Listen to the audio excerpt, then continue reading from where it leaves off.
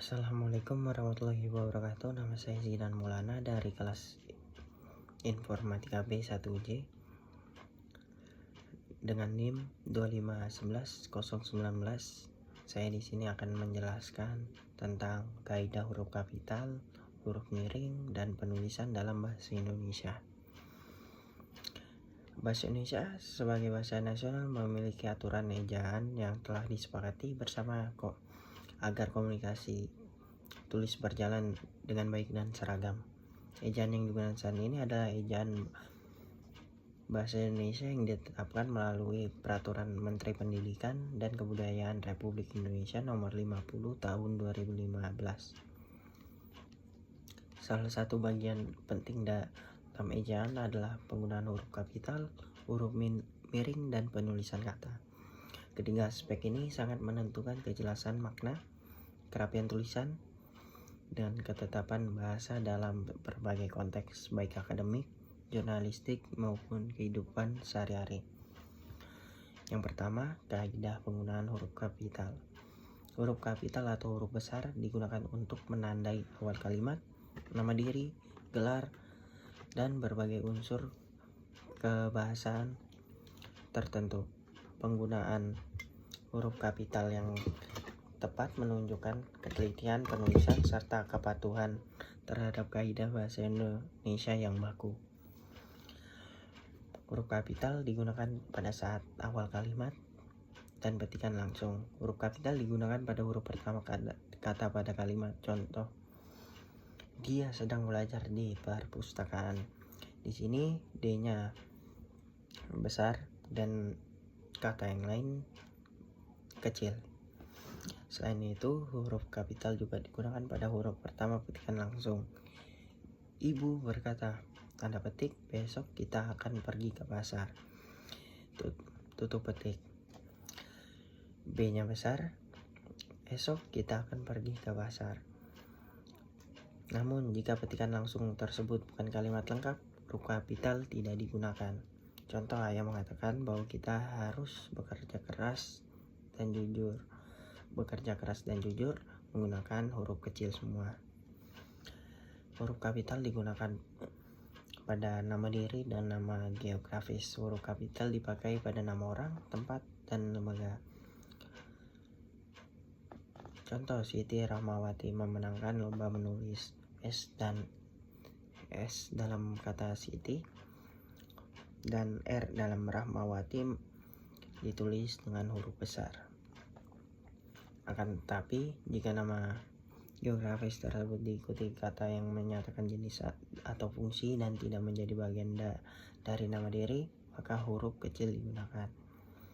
Kami berlayar ke Selat Malaka. Selat kecil semua dan huruf Malaka M-nya besar. Namun jika kata tersebut merupakan bagian dari nama resmi, huruf kapital digunakan pada unsur nama tersebut.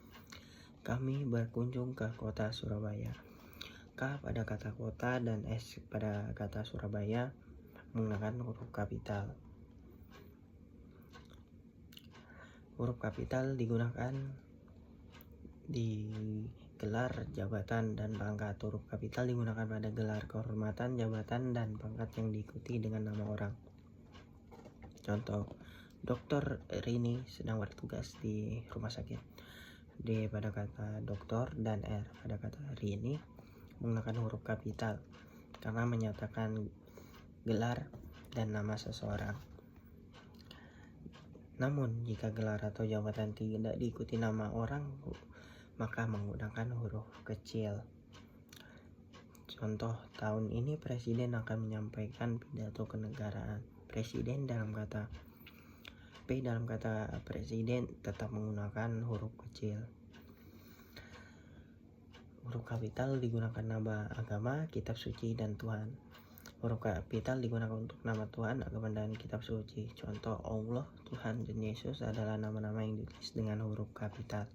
Islam, Kristen, dan Hindu termasuk nama agama yang diawali dengan huruf kapital. Umat Islam membaca Al-Quran dalam Al dan Q dalam Quran menggunakan huruf kapital, sedangkan umat Kristen membacakan Alkitab. Selain itu, kata ganti Tuhan juga ditulis dengan huruf kapital.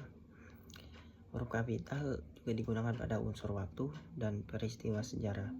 Huruf kapital digunakan untuk menuliskan nama peristiwa sejarah atau hari besar. Yang selanjutnya, huruf kapital juga digunakan pada nama bangsa, suku, dan bahasa.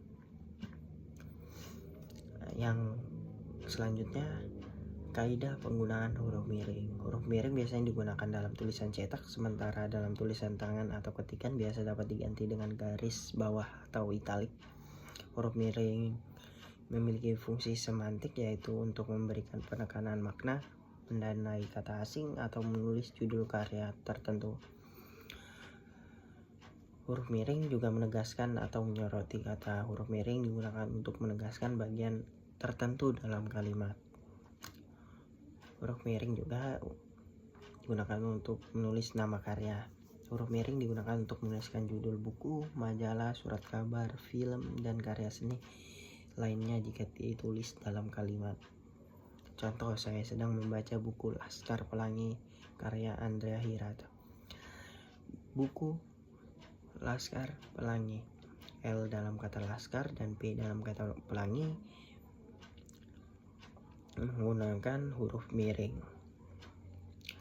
Huruf miring juga menandai kata atau ungkapan asing. Kata atau istilah asing yang belum diserap ke dalam bahasa Indonesia ditulis dengan huruf miring. 3. Yang selanjutnya, kaidah penulisan dalam bahasa Indonesia. Selain huruf kapital dan miring, penulisan dalam bahasa Indonesia juga mencakup aturan lain seperti penulisan kata, angka, singkatan, dan unsur serapan. Kaidah ini membantu menjaga keseragaman bahasa tulis. Penulisan kata dasar dan turunan. Kata dasar ditulis sebagai satu kesatuan: buku, rumah, jalan, dan makan. Kata turunan ditulis serangkai dengan imbuhannya: berlari, berjalan, menulis, tulisan, dan makanan. Namun jika imbuhan berhubungan dengan kata dasar yang berupa singkatan atau gabungan kata, penulisannya disesuaikan. Mem-PHK-kan. PHK menggunakan kata besar dan lain menggunakan kata kecil. Penulisan gabungan kata. Gabungan kata ditulis terpisah kecuali jika sudah dianggap sebagai satu kesatuan makna. Rumah sakit ditulis secara terpisah, orang tua ditulis secara terpisah, meja belajar juga ditulis secara terpisah. Dan ada beberapa contoh untuk penulisan gabungan kata yang disambung: adapun, bela sungkawa, dan daripada. Penulisan kata depan dan partikel. Kata pandi, ke, dan dari ditulis terpisah dari kata yang mengikutinya jika berfungsi sebagai kata depan. Selanjutnya, penulisan angka dan bilangan. Angka dapat ditulis dengan huruf atau angka, tergantung konteks dalam teks naratif. Bilangan 1-9 biasanya ditulis dengan huruf. Ia memiliki 3 saudara. 3 tidak ditulis dengan angka, melainkan ditulis dengan huruf. Penulisan singkatan dan akronim. Singkatan nama lembaga atau instansi menggunakan huruf kapital tanpa titik. Itu saja yang dapat saya sampaikan, kurang lebihnya mohon maaf. Assalamualaikum warahmatullahi wabarakatuh.